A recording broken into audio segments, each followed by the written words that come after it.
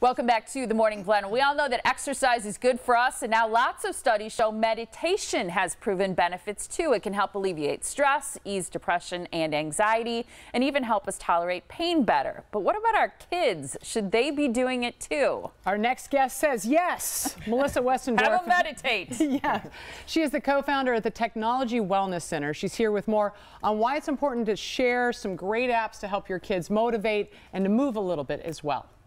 I like it. Great to see you. Nice to see you as well. Before we get into that, because I'm excited to talk about meditation and kids. I think it's wonderful. I never even thought about it for my kids. I think as adults we do.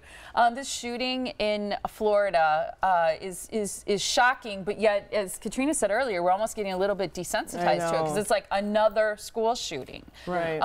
What's your thought as a psychologist in talking to our children about it?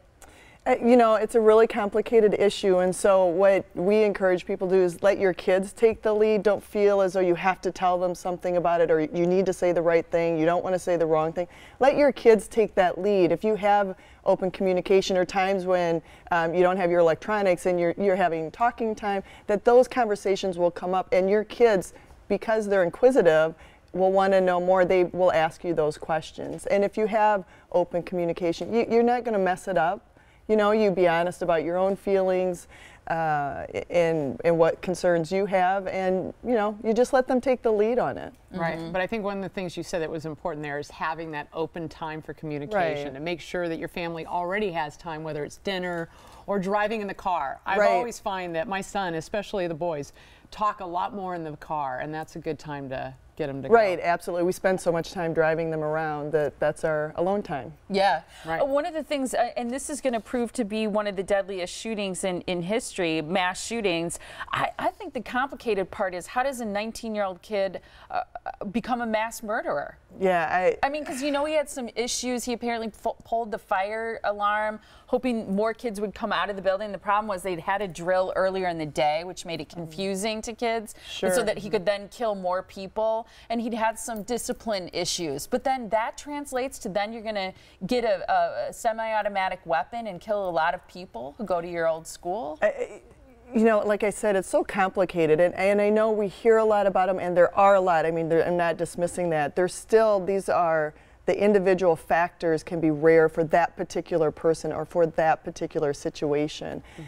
So there's no one right answer at all for this. I think it's just really important for people to report things that they feel are uncomfortable. Right. When you're seeing posts, when you're seeing things like that, to make sure that people know.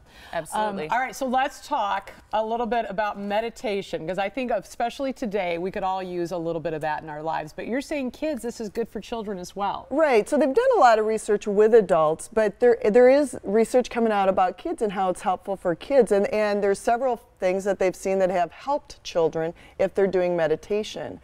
Some of those things are increased attention. It actually helps with attention. Great. And so then you get the blend over effect of it helps in school. Then attendance, there was one school that expanded their day by 30 minutes to incorporate meditation, teaching meditation. Their attendance improved and their grades, scores improved also in the school. That's quality. Isn't it amazing? I mean, that's measurable results. I want somebody to make me do it. I want somebody to give me that half an hour. So how do we do it? You said there's an app for that, but there's several apps, but just in general, what do we do? So what I wanted to talk about today, because I'm always I don't want to say negative about electronics, but this is one of the really good things you can do with these apps. There's exercise apps that are really interesting. Yeah, let's talk about those. Sure. Okay, so we have them on screen here, a few that you like. The 7-minute workouts with Lazy Monster. I think it's cute. Is that for younger kids? Yeah, it's for younger kids. It's this cute little guy, and he can get your kids moving around. And yeah, so it's really cute for kids. You like charity miles. I like charity miles. It's interesting. You can get yourself or a whole group of people, and you log your miles, and then these big corporations donate to various charities. That's cool. Which I thought was a really cool way to get your kids interested in exercise, and they're donating at the same time. You can talk about charities, the one that they're donating to. So I just thought it was a really interesting app and a neat way to incorporate exercise. There's Swerk It Kids and then Go Noodle, another one you like. Right. They're all just, they have neat characters, different ways to get kids to move that doesn't make it like exercise, but it is, you know. Right. So Yeah. if they're And you're incorporating their phone.